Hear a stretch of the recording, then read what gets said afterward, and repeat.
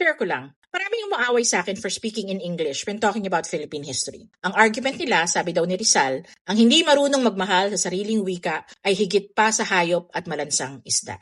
For the record, hindi naman yun ang sinulat ni Rizal. I am Mona Magnovelus, I hometown ancestors, and chase fascinating stories in Philippine history. Literary historian Virgilio Almario and historian Ambeth Ocampo have long argued that the poem Sa Aking Mga Kabata, where the famous quote supposedly came from, was not written by the 8-year-old Jose Rizal. The language itself contains words and spellings that simply didn't exist during Rizal's childhood. I read an insightful article by Roy Rene Kagalingan on Esquire which made me think, bakit nga bang hilig natin makipag-away tungkol sa wika? Balikan natin ang mga intriga. Noong 1937, President Manuel Quezon pushed for a study of what would be considered our national language. Associate Justice Norberto Romualdez, a Waray, and yes, the uncle of Imelda Marcos, helped create the National Language Institute, which would delve into this study. Ang resulta ay ang Executive Order 134 na nagtalaga na ang pambansang wika ay Tagalog. In 1963, Congressman Inocencio Ferrer of Negros Occidental went to court and argued that the government was simply promoting Tagalog under another name. In 1970, the Supreme Court upheld the standing policy. Sa 1987 Constitution, mas malinaw ang direksyon. Filipino would be the national language, but it was never meant to belong to Tagalog speakers alone. It was not a frozen language and was meant to integrate the country's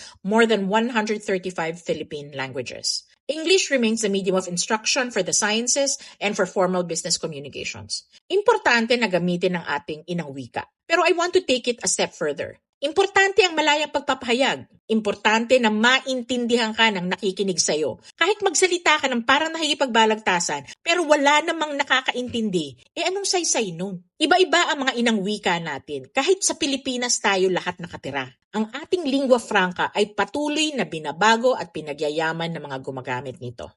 O, diba? Meow meow.